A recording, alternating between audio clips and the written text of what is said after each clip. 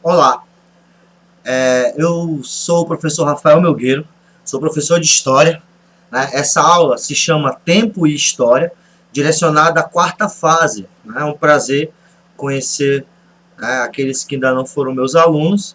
E qual é o objetivo dessa aula de hoje? Bom, é a primeira aula, nossa primeira videoaula, então o objetivo é entender o que é história, para que serve história, o que a história estuda e qual a função do historiador. É importante para vocês, antes da gente entrar nos conteúdos do ano, a gente definir isso. Eu não sei vocês, quem é um pouco mais velho, eu, né? Quem tiver pelo menos aí uns 20 anos, 25, já deve ter tido algum professor que gosta de começar a aula de história. Primeiro dia, ele chega e lança aquela pergunta no quadro: o que é história? Né? E aí, geralmente, as respostas têm uma linha. Geralmente, quais são? A história é a ciência que estuda o passado. Ou é a disciplina que aborda os fatos. É o estudo dos fatos passados. Então, a palavra passado ela sempre está ligada à palavra história. Né? Professor, mas está errado. Eu, por exemplo, quando era jovem, né, meu pai é professor de história, quando na escola eu gostava sempre de dar uma de nerd, e aí o professor perguntava, eu ficava lá no fundão, é a ciência que estuda o passado. Aí o professor, esse cara é bom, meu irmão. Queria um filho igual esse. Mas não se resume a isso. A disciplina, história, a ciência, como toda ciência, ela está constantemente avançando, assim como a tecnologia dos celulares, até a matemática. A história também é uma ciência que vai melhorando, né, que vai se aperfeiçoando. Então eu não gosto de começar minhas aulas dizendo o que é história. Né? Então vamos lá, eu vou dar uma definição para você de um historiador que eu gosto bastante, né? Que é o Mark Bloch, escreveu um livro chamado Apologia da História, em que ele tenta explicar. Né? Então eu gosto aí, vamos lá. História é a ciência do homem no tempo. Pontinho, pontinho, pontinho. A reticência quer dizer que tinha mais coisa. Mas eu tirei esse pedacinho do livro. Então quais são as palavras-chave aí? Nós podemos tirar um homem e tempo. Professor, beleza. Então a história é a ciência que estuda o homem no tempo. Então é como se o tempo fosse o cenário e o ator é o homem. Perfeito? Então, vocês percebem que não está aparecendo nem passado, nem presente, nem futuro. Está dizendo tempo. Então, a forma que a gente se comporta no tempo, o homem, na verdade não é o homem, o sexo masculino, mas o ser humano, é o objeto da história. Eu lembro da minha filha, quando era criança, ela perguntava, papai, o senhor historiador fala de dinossauro? Eu falei, não, minha filha, eu não trabalho com dinossauros. Quem estuda dinossauros são os paleontólogos. Né? Porque como é muito antigo, pensa que o historiador estuda os dinossauros. Não. A gente estuda o homem. Desde a antiguidade, desde lá da pré-história, os primeiros homens, até hoje. Perfeito? Então vamos lá. A história também causa algumas confusões, porque ela é uma palavra polissêmica. A palavra história é polissêmica, isto é, possui vários significados. Então eu selecionei os 3 principais, e alguns vão causar estranheza em vocês. Vamos lá. História quer dizer ficção. Né? Se eu tivesse sala de aula, eu ia perguntar o que é ficção. Bom, então como aqui eu estou, vou ter que explicar. Ficção é aquilo inventado. Peraí, professor, mas a história não trabalha com a verdade? Calma, a história trabalha com o homem. Vamos dar um exemplo de ficção para vocês. Muita gente gosta, né? Acho que todo mundo vai se identificar. Gosta de novela. Não gosta das novelas? Novela da Globo. A Globo sempre foi muito boa em fazer aquelas novelas antigas. Eu lembro uma que eu gostava bastante, que era Chocolate com Pimenta, né? Que tinha a Catarina, o Petrúquio, que curiosamente é baseado numa obra de um escritor inglês chamado Shakespeare, que era a Megera Domada, né? A Catarina é aquela meninona braba, e o Petrúquio é aquele homem escrotão, né? E numa época da década de 20 em que as mulheres da família casavam da mais velha para a mais nova.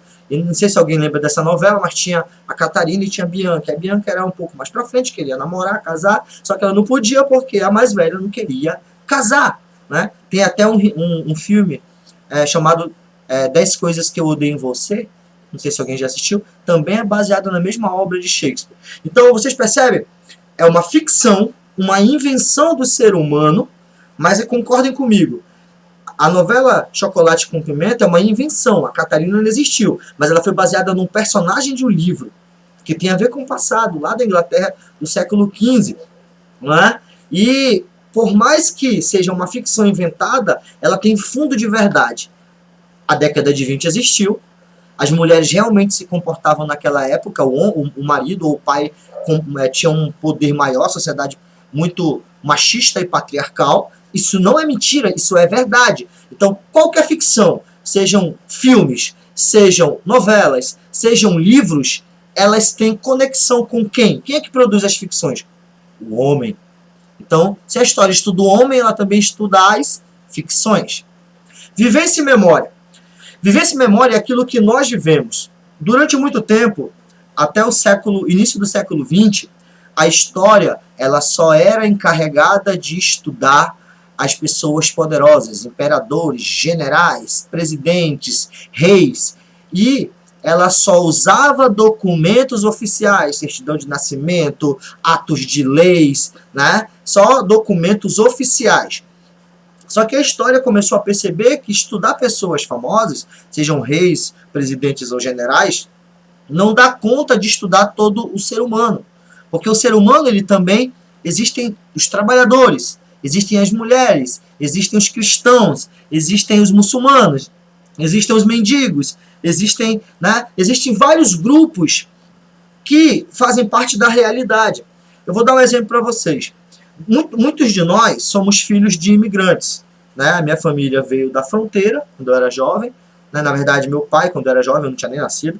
Muitos de vocês, eu vou dar um exemplo, são paraenses ou filhos de paraenses em várias imigrações, né? Várias migrações do Pará para cá ou do Amazonas para lá. Então, assim, se nós pegarmos documentos de vocês, por exemplo, certidão de nascimento do pai de vocês, comprovante de passagem, a gente poderia construir a história dos imigrantes paraenses, e quando essa imigração aconteceu, a gente poderia chegar ao porquê dela aconteceu, se a gente reunisse, por exemplo, 20 famílias daí do bairro, do Nova Floresta. Vamos pegar 20 famílias, se a gente conversar com elas, através da vivência, do que elas viveram, e as lembranças dos mais velhos, dos avós, dos pais, a gente pode achar uma verdade nisso, uma história nesse fundo. Muitos deles vieram o quê? Em busca de uma vida melhor. Muitos deles vieram em busca de emprego. Então, isso faz parte da história do Amazonas, faz parte da história do Pará. Né? Então, a história, ela estuda a ficção e estuda a vivência e memória. Ou seja, o meu grupo, eu tenho história, vocês têm história. Não é só história de gente importante, né, de grandes generais, de grandes imperadores, não. A história estuda o homem, então tem que estudar na totalidade. Perfeito? Vamos seguir. Área do conhecimento é a disciplina, é a ciência. Né? Essa aqui a gente que vai estudar. Perfeito? Então, nesses três sentidos, a história ela se mistura. Esses três sentidos, ficção, vivência e memória e área do conhecimento, eles estão juntos, misturados. Para fazer uma novela, por exemplo, o autor tem que pesquisar, os responsáveis pelo figurino têm que fazer uma pesquisa histórica, os historiadores profissionais podem ajudar. Né? Eu lembro que fizeram uma novela chamada Dois Irmãos, uma minissérie baseada no livro de um amazonense chamado Milton Atum. Vieram gravar aqui em Itacoatiara, então eles tiveram que conversar com Milton Atum, tiveram que conversar com historiadores daqui do Amazonas, para que a história fosse muito mais próxima, percebe? Ficção construída com vivência e memória, com apoio de historiadores profissionais. Vamos lá, fontes históricas. Eu vou desligar a câmera aqui para poder para ler tudinho. Como eu disse para vocês, antes a história só estudava o nome de pessoas importantes. Então, naquela época, só se aceitava fontes escritas. Né? A história não trabalhava com fonte não escrita até o início do século XX. É curioso porque se a gente parar para analisar, tem a pré-história. A pré-história é antes da escrita. E a história é depois da escrita. Então isso é uma visão antiga que acreditava-se que só existia história os povos que sabem escrever. E hoje a gente sabe que não, tem muitos povos indígenas que não escrevem, mas isso não quer dizer que eles não têm história. Então vamos lá. As fontes sugerem indícios, pistas, indicações sobre o tema pesquisado. Por isso, devem ser interpretadas pelo historiador. O historiador é o intérprete, ele pega as fontes e interpreta. Então nós temos as fontes, elas são divididas em dois tipos: fontes escritas e fontes não escritas. Então vamos lá. Registro em forma de inscrições, cartas, letras de canções e músicas, livros, jornais, revistas, documentos públicos ou particulares, seja, né, documento de posse de casas, de construção de prédios, entre outros. Todos os documentos oficiais são importantes para o historiador. Mas não só. Fontes não escritas são tão importantes quanto.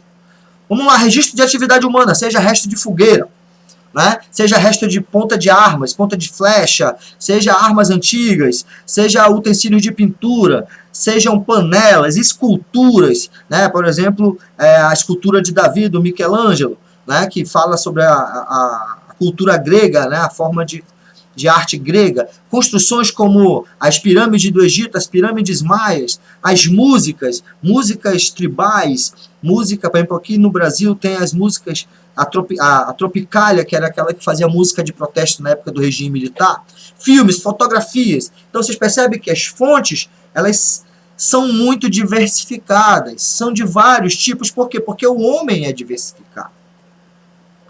Vamos continuar. E aqui vem a atividade, para vocês refletirem sobre essa aula curtinha que eu elaborei para vocês. Eu trouxe um texto do livro chamado Sobre História, de um historiador com o nome Eric Hobsbawm. Vamos ler pausadamente, e aí eu vou orientar esse segundo exercício. Né? Lembrando que esse texto que eu estou explicando para vocês aqui, vocês copiaram esse texto. Foi o primeiro exercício que eu passei para vocês, foi a cópia dessa aula aqui. Então vamos lá.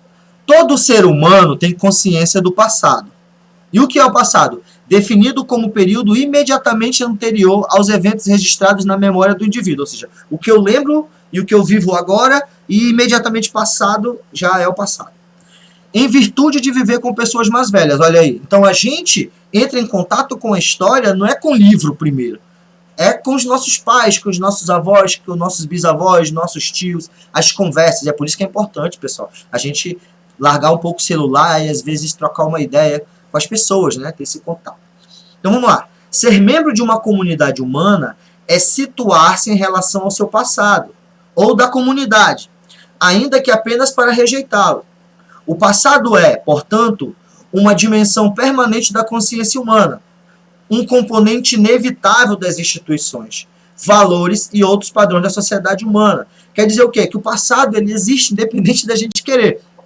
Só o fato de você pertencer a uma igreja, por exemplo, a morar num bairro, por exemplo, você já tem contato com o passado. A sua igreja tem uma história. O pastor, o padre começou essa igreja de algum lugar, né? Ele criou uma forma de adorar lá a palavra de Deus de um jeito. Então, tudo isso é história. Nós fazemos parte de comunidade. E vivendo em comunidade, a gente já está em contato com a história. Pessoas mais velhas, por exemplo. O problema para os historiadores é analisar a natureza desse sentido do passado na sociedade e localizar suas mudanças e transformações. É essa a dificuldade e o nosso trabalho, não só meu como professor de história e historiador, mas como vocês, estudantes de história. A gente vai analisar um passado e entender, o nosso objetivo é entender como ele funciona, né? Exemplo, por que na Zona Leste existem mais igrejas evangélicas do que católicas? Por que existem mais comunidades protestantes do que comunidades católicas? É uma realidade que se vive na comunidade aí, não é verdade? Então, por que isso acontece? Que fator levou? Então, a gente tem que interpretar. Então, ó, para terminar o último parágrafo, quando a mudança social acelera ou transforma a sociedade para além de certo ponto, o passado deve cessar de ser o padrão do presente e pode, no máximo, tornar-se modelo para o mesmo. Esse último parágrafo está falando assim, ó, às vezes as mudanças são tão rápidas que o passado fica para trás e a gente deixa de representar o passado como regra. Quer ver um exemplo? nós temos a educação dos nossos pais. A educação dos nossos pais é um referencial de passado. Nossos pais ensinam a não roubar, a ser honesto, a não enganar os outros, né? A gente a ter uma família e respeitar a família. Nosso pai pode querer que a gente siga a mesma profissão que ele. Então a gente vai pensar assim: não, papai, beleza, eu vou seguir o seu ensinamento, eu vou ser honesto, eu não vou roubar, mas eu não vou ser professor, por exemplo. Eu vou ser advogado. Então percebe, o passado do seu pai, ele vai servir para você até um certo ponto, que são os valores. Percebe? Mas você, às vezes, quando esse passado você já evoluiu a ponto de aquilo não querer ser o seu presente, você acaba por rejeitar. Então, independente disso ou não, a gente absorve algumas coisas do passado e outras a gente deixa de absorver.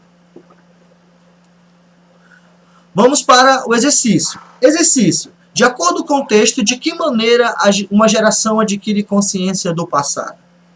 Coloca lá, explica, está lá no texto. Para o historiador Hobsbawm, é possível haver uma sociedade sem passado? Vocês acham que existe alguma sociedade sem passado? Se você acha que sim, diga por quê. Se você acha que não, diga por quê. E a última questão é como podemos relacionar o texto, esse do Hobsbawm, com os vários sentidos da palavra. História, lembra lá? Ficção, vivência e memória e área do conhecimento. Respostinhas curtas, mandem para mim até sexta-feira. Perfeito, galera? Muito obrigado. Bye.